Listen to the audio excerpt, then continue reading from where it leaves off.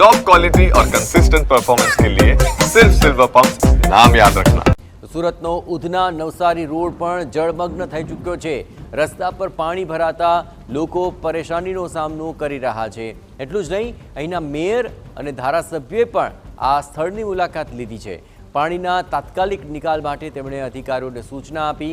રસ્તાની બાજુની ગટરોના ઢાંકણા ખોલવા માટે તેમણે સૂચના આપી હતી, પણ આ આખા વિસ્તારની અંદર ભારે વરસાદ બાદ લોકોને પાણી ભરાવાને કારણે હાલાકીનો સામનો કરવો પડ્યો।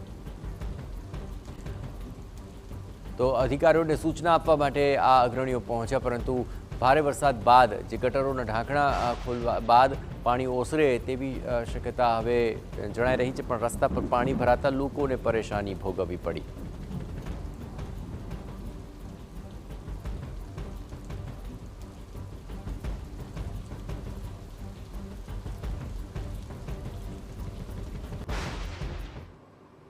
ઉધનાની અંદર અમુક ઇન્ડસ્ટ્રી અનટ્રીટેડ પાણી છોડી રહી છે મોન્સૂનનો લાભ લઈને।